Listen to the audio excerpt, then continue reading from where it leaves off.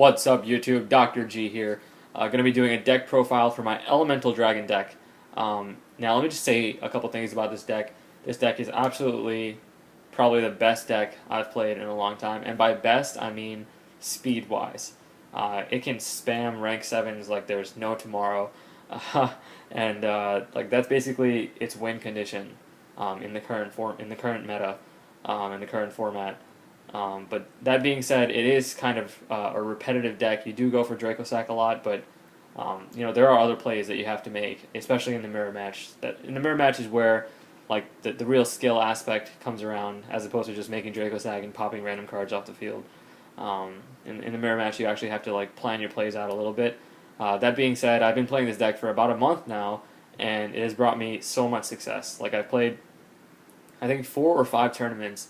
And I have a top 8 finish, a top 4 finish, a first place finish, another top 8 finish, and one day I was having a bad day. I just misplayed a lot and didn't make the top 8 cut.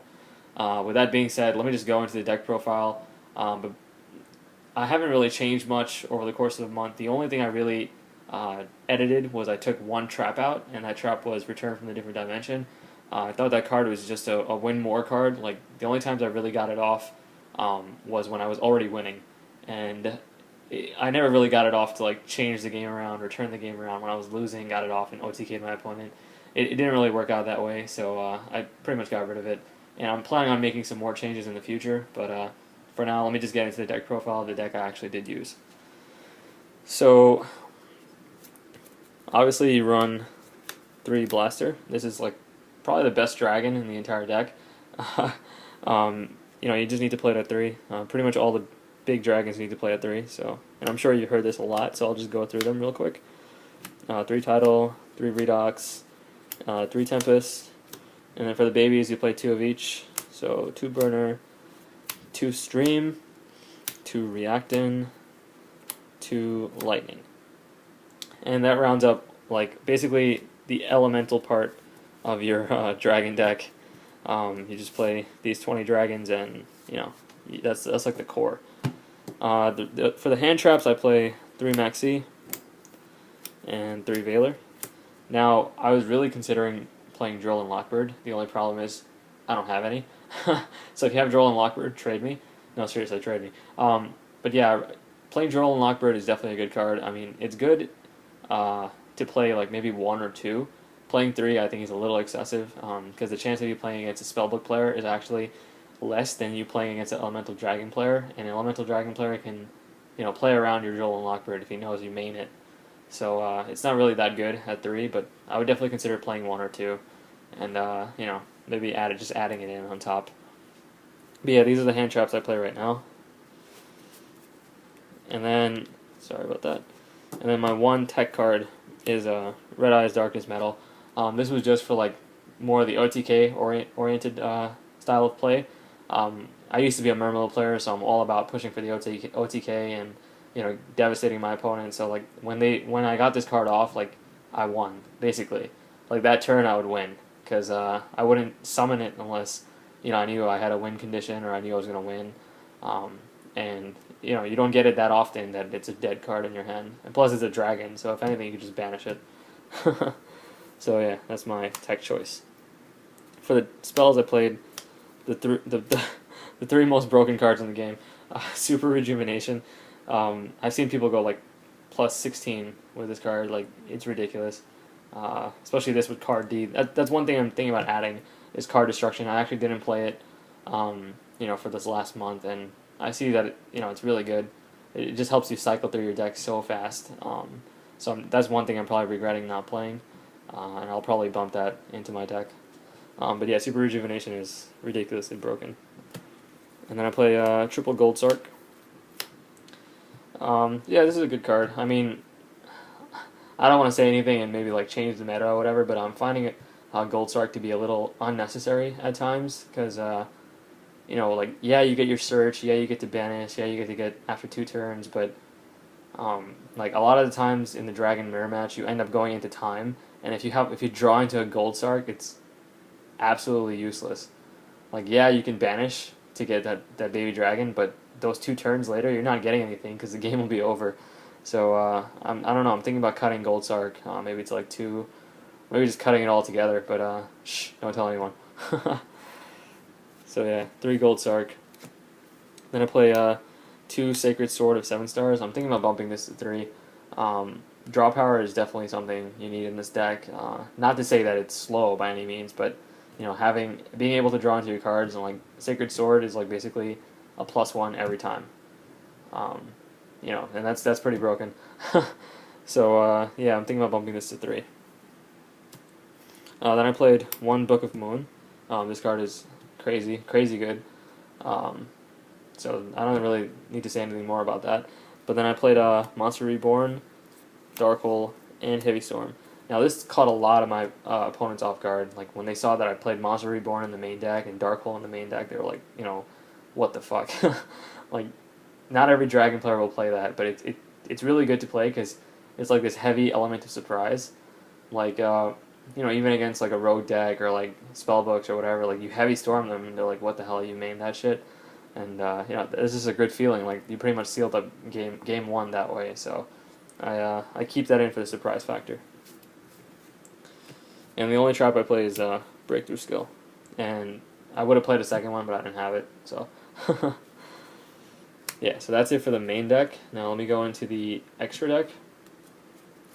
So I played 1 Gaia Dragon. This is great. This is like a going for game card.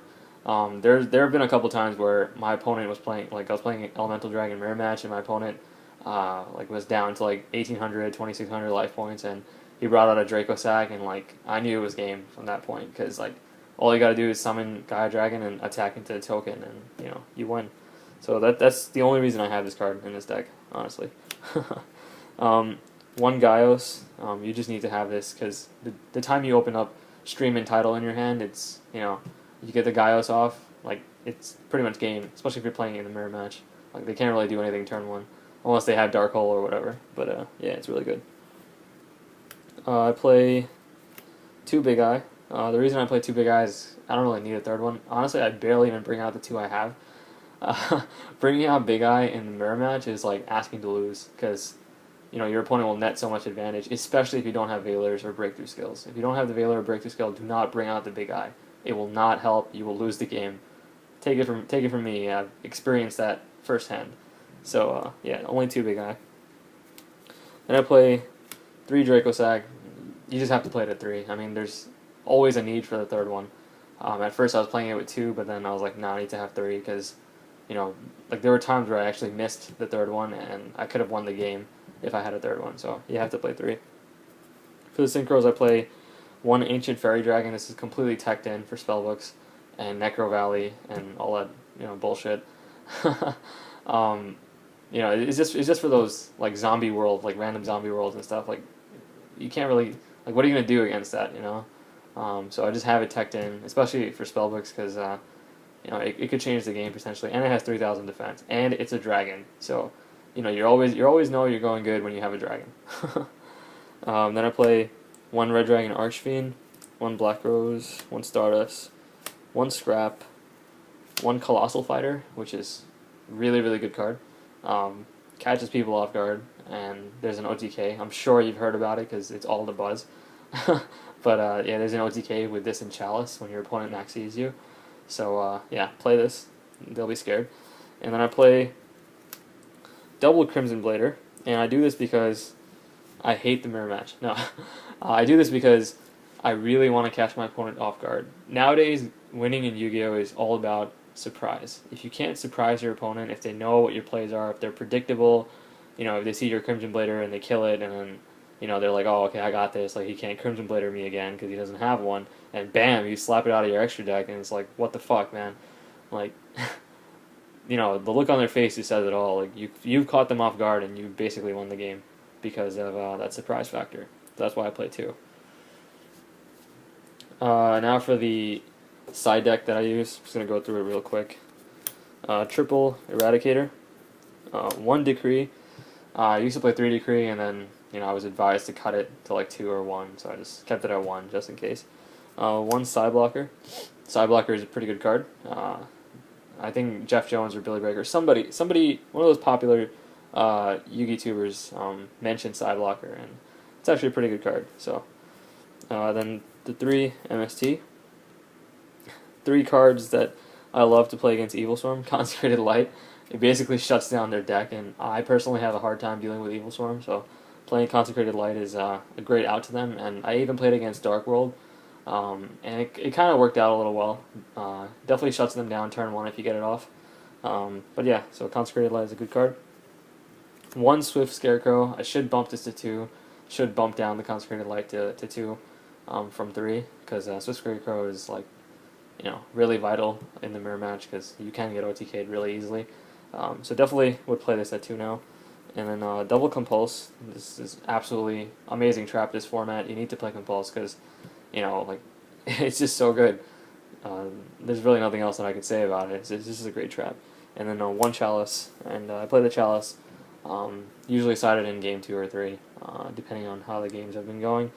It's just a good card to play. But yeah, guys, so that's been my Elemental Dragon deck profile. Let me know what you think. Be sure to leave a comment. Subscribe to my channel if you've not already subscribed. How dare you? No, seriously, subscribe to my channel and like the video if you thought it was good.